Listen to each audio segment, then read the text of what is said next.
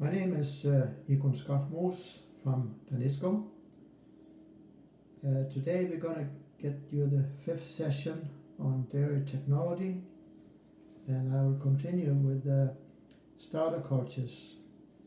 And this time it is starter cultures for making cultured butter.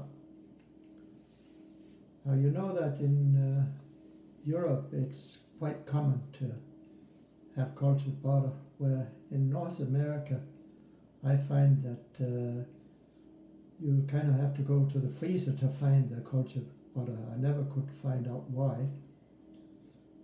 but it is mainly sweet butter that you'll find on the shelves in North America.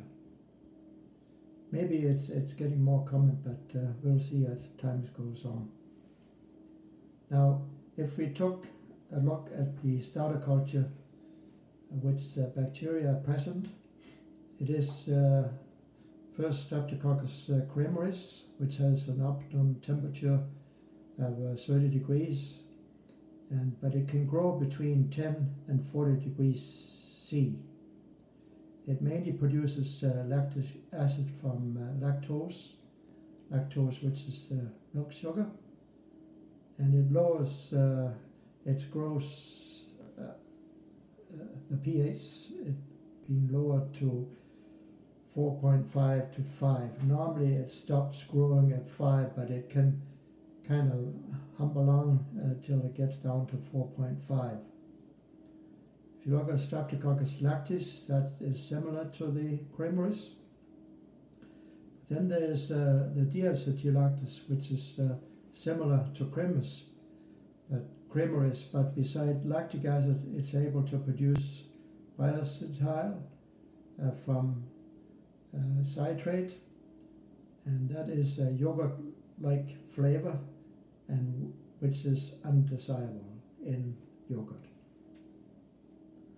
The other one is Leuconostoc citrovorum, and if we should give a recommendation for the best starter culture to use in cultured butter, I would say that it should contain the Streptococcus cremeris and the Leuconostoc citrovorum, and it should be 9-1 in favor of the Streptococcus cremeris. Now normally we have the culturing going on for at least 16 hours.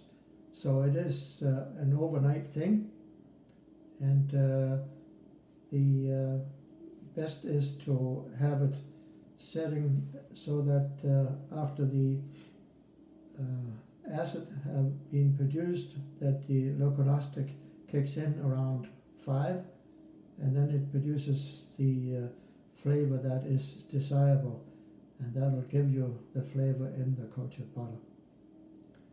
Now, after the next morning, when we go and take a look at the finished starter culture, we taste it and smell it, and also we do a titration on it, or take the pH if you have a pH meter, and then it's ready to be added to the cream.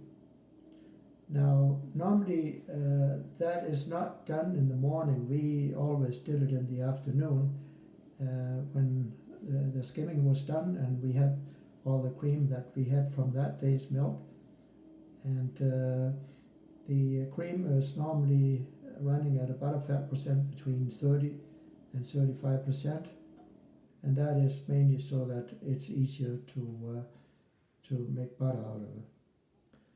When you're adding the culture to the cream, you first set it the temperature of the cream at around 18 to 21 degrees, and then you add the starter culture. Now you can add it a little bit before when you're cooling it down, but that is just so that make sure we don't have it too high a temperature so we kill the bacteria. So now after we incubate this at 18 to 21 degrees, and the percentage of the starter is done by experience, but generally it is from 0.5% to 2% starter. And you'll know by experience what works best for you. Now the thing is, you want to make sure that that you have the time set so that if, for instance, you have a lower temperature set, say that you go around 18 degrees, you have to add more starter in order to get the same end result.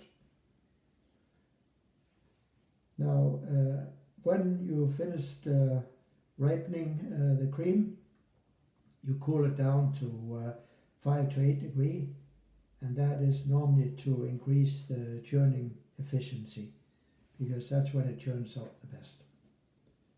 So that is on starter cultures for cream.